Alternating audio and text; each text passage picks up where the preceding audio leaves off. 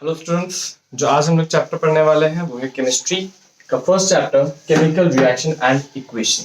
ठीक है, तो इस चैप्टर को पढ़ने से पहले क्लास 10 में आप लोगों ने बिल्कुल अभी एंटर किया होगा। फर्स्ट चैप्टर अगर आप पढ़ रहे हैं तो सबसे पहली चीज जो आपको नोट करनी वो है कि क्लास 9 के आपको पुराने टॉपिक याद होने चाहिए। पुराने टॉपिक में क्या आएगा, आपको फर्स्ट 20 एलिमेंट्स मिनिमम सीरीज में याद होने चाहिए। ठीक है, अगर आप फर्स्ट 20 एलिमेंट्स याद कर लेंगे तो मैं मानता हूं कि इसके साथ साथ आपको नंबर ऑफ प्रोटॉन भी याद हो जाएंगे और नंबर ऑफ इलेक्ट्रॉन्स भी याद हो जाएंगे अगर आप सीरीज में याद करते हैं तो।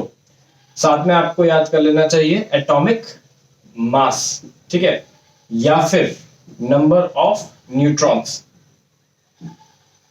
इन दोनों में स्लैश लगा रहा हूं क्योंकि आप एक भी चीज याद करते हैं तो वो दूसरी चीज में हेल्प करेगा। ठीक है, एंड थर्ड जो आपको याद करना चाहिए वो है वैलेंसी।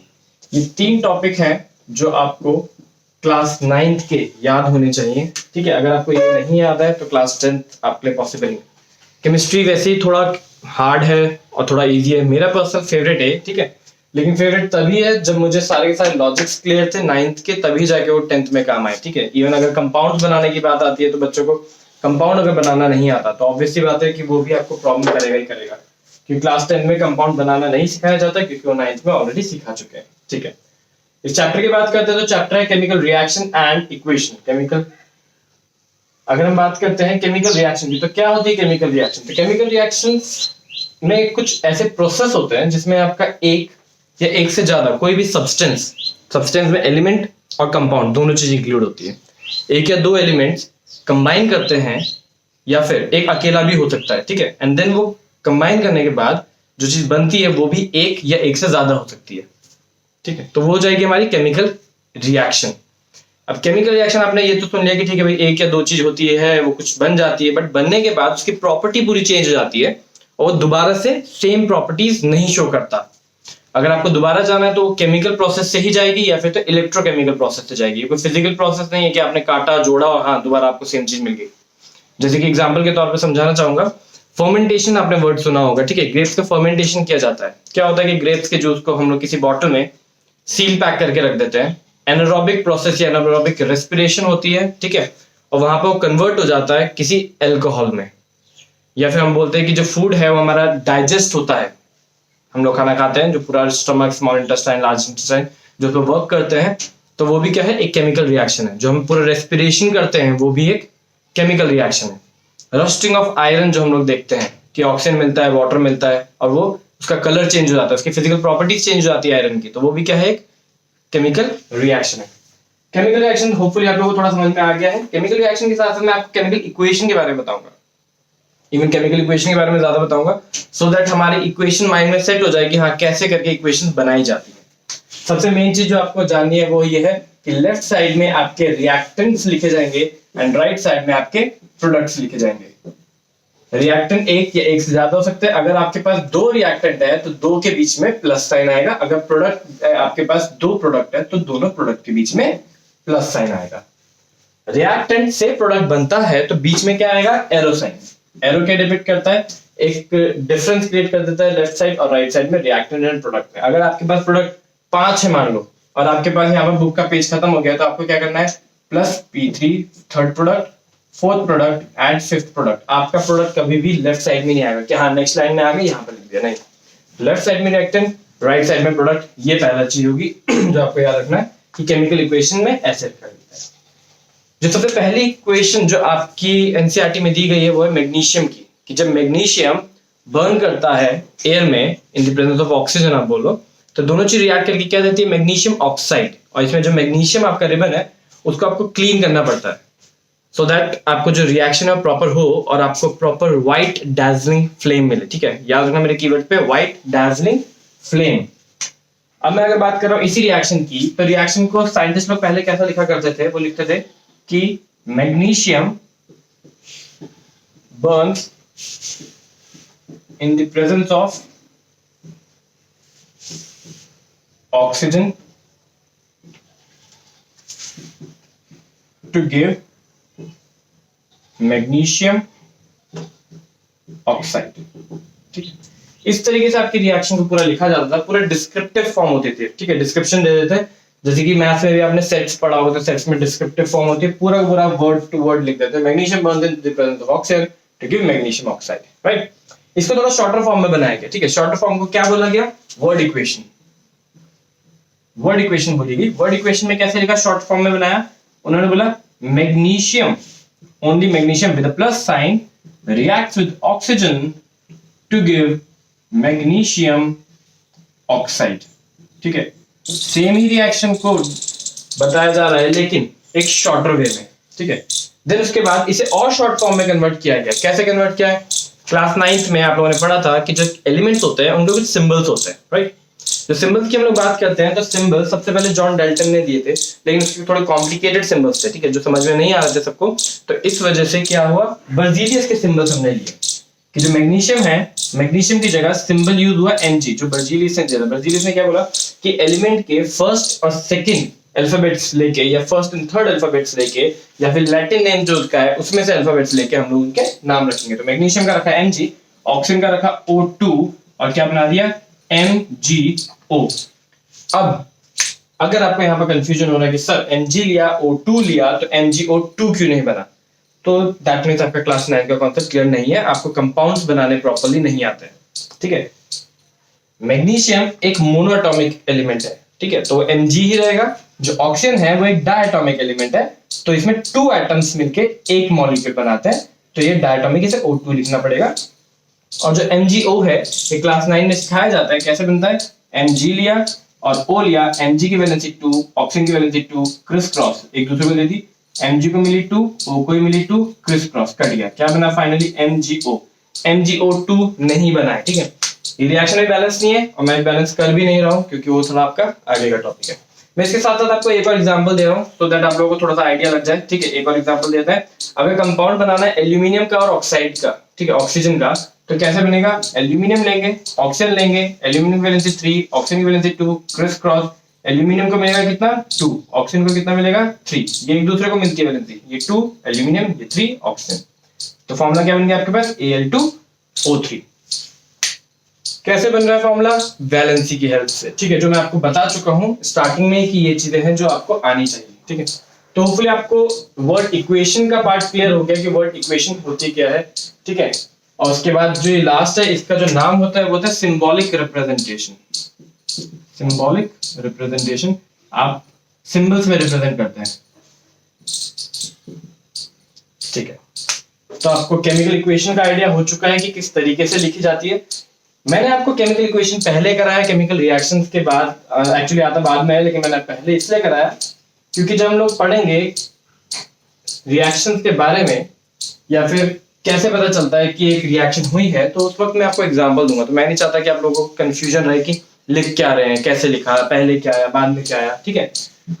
तो अब जो नेक्स्ट टॉपिक आता है वो ये आता है कि पहली रिएक्शन हम लोगों ने देख ली है मैग्नीशियम की, और दूसरी रिएक्शन जो आपके एनसीईआरटी सिखाती है वो सिखाती है जिंक की, कि जब जिंक रिएक्ट करता है एसिड के साथ, कौन सा एसिड के साथ? सल्फ्यूरिक एसिड के साथ, H2SO4 के साथ रिएक्ट करता है, तो वो क्या बनाता है ZnSO4 प्लस H2।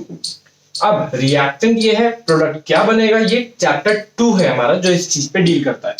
अभी हमें सिर्फ इतना समझना है कि अच्छा ये बन रहा है और इसको बैलेंस करना है। अभी के लिए ये है कि हमें सिर्फ लर्न करना है। तो जिंक सल्फ्यूरिक एसिड के साथ रिएक्ट करेगा, जिंक सल्फेट बनाएगा और हाइड्रोजन बनाएगा। इसमें रिएक्टेंट और प्रोडक्ट की बात करते हैं जो इस चैप्टर में मेन चीज है।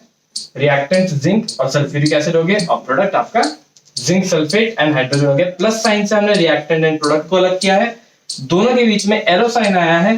एरो साइन क्या बता रहा है कि कन्वर्ट हो चुका है, जो रिएक्टेंट है अब उस नए प्रोडक्ट में बन चुका है। जो एरो साइन होता है, एरो साइन के ऊपर आप और भी इंफॉर्मेशन दे सकते हैं, ठीक है। इंफॉर्मेशन जैसे कि आप एटमॉस्फेरिक प्रेशर बता सकते हो, आप कैटलिस्ट बता सकते हो, या फिर आप कुछ टेम्परेचर दे सकते हो, ठीक है। आप कुछ टेम्परेचर अगर यूज हुआ है वो बता सकते हो, कोई कैटलिस्ट यूज हुआ है वो बता सकते हो, कोई आपने टेम्परेचर दिया है, ठीक है, एटमॉस्फेरिक प्रेशर में कुछ भी टेम्परेचर है आपने वो दिया है, तो वो भी इस रिएक्शन में दिखा जा सकता है। जो नेक्स्ट टॉपिक होगा वो है हमारा कि how do we know that a chemical reaction has occurred. हमें कैसे पता चलता है कि एक केमिकल रिएक्शन हो चुकी है, ठीक है। ऑब्वियसली बात है हमें ऑब्जर्व करके पता चलता है, लेकिन ऑब्जर्व करने में क्या क्या पॉइंट्स है जो हम ऑब्जर्व करते हैं। तो पहला जो पॉइंट है वो आ गया आपके पास चेंज इन स्टेट। ठीक है, स्टेट में चेंज। बुक में 4 आपको दिए हैं, मैं आपको 5 कराऊंगा। ठीक है, 5 ऑब्जर्वेशन बताऊंगा और पांचों की पांचों ऑब्जर्वेशन में मैं आपको एक एक एग्जाम्पल भी कराऊंगा और सिर्फ इन्हीं एग्जाम्पल की वजह से मैंने आपको केमिकल इक्वेशंस पहले कराई है, तो दैट इक्वेशन आप देख लो कि कैसे लिखी जाती है। तो चेंज इन स्टेट में जो सबसे पहला सबसे फेमस इजी एग्जाम्पल है वो है आपके पास ये हाइड्रोजन, ऑक्सीजन, वाटर। हाइड्रोजन जो है वो एक गैस होता है, ऑक्सीजन जो है वो भी गैस है, और जो वाटर है वो क्या है, लिक्विड। तो गैस और गैस को मिलाया और लिक्विड मिला तो क्या हो गया, चेंज इन स्टेट। स्टेट में चेंज आ गया, गैस गैस लिक्विड में कन्वर्ट हो गई। ठीक है, बैलेंस नहीं है अभी भी ये। ठीक है, उसके बाद आता है आपके पास change in colour. Second example है आपके पास, सेकेंड ऑब्जर्वेशन जो है वो चेंज इन कलर। अगर आप ऑब्जर्व करते हैं कि चेंज हो गया कलर में, ठीक है, तो क्या हो गया, केमिकल रिएक्शन होगी। इसमें जो बेस्ट एग्जांपल आता है वो आगे कॉपर सल्फेट का, कि CuSO4 plus Fe gives you FeSO4 plus Cu।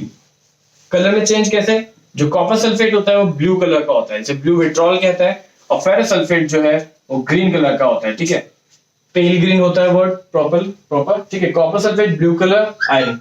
तो होता है क्या है कि हम लोग एक बीकर में कॉपर सल्फेट लेते हैं, कॉपर सल्फेट में एक आयरन नेल डाल दिया, कुछ भी डाला, एंड कंटिन्यूअसली स्टिर करते रहते हैं। क्या होता है कि जो कॉपर होता है वो डिस्प्लेस हो जाता है, क्यों, क्योंकि वो एक लेस रिएक्टिव एलिमेंट है, तो नीचे चले जाएगा, सेटल डाउन हो जाएगा और फेरस सल्फेट का कंपाउंड बन जाएगा। तो जब उसका सॉल्यूशन बनेगा तो उसका कलर दिखेगा, उसकी प्रॉपर्टी है दैट इज ग्रीन।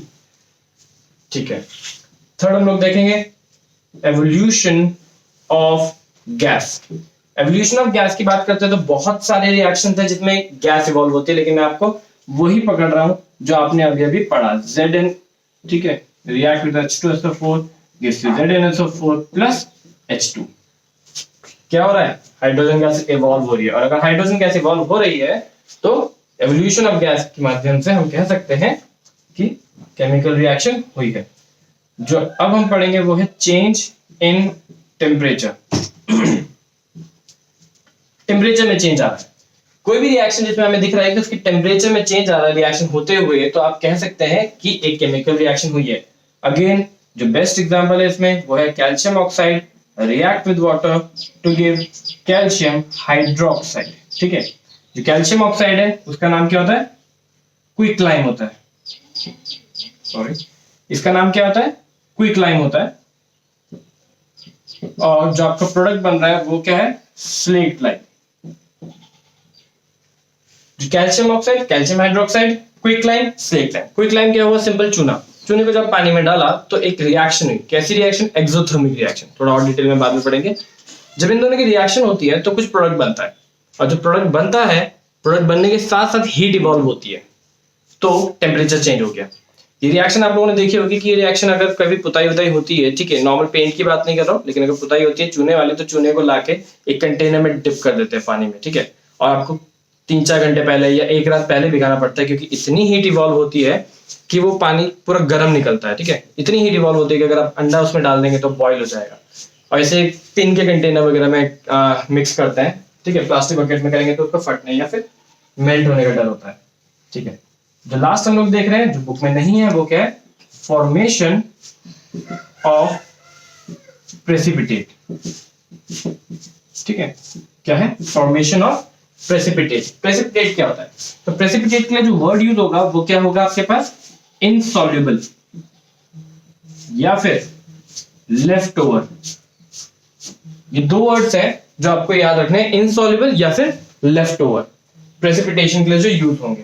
तो प्रेसिपिटेट क्या हुआ, कोई भी एक ऐसी रिएक्शन जिसमें कोई चीज इनसॉल्युबल या फिर लेफ्ट ओवर वाली चीज बच जाए, तो उसे क्या कहते हैं, प्रेसिपिटेट। जैसे कि मैं एग्जांपल दूंगा, हम लोग घर में चाय बनाते हैं, चाय में बनाने में क्या क्या डालते हैं, दूध डालते हैं, पानी डालते हैं, चाय पत्ती डालते हैं, चीनी डालते हैं, लेकिन जब पूरी हमारी चाय बन जाती है तो उसके बाद इनसॉल्युबल चीज जो बचती है, ठीक है, वो क्या है, हमारी चाय पत्ती।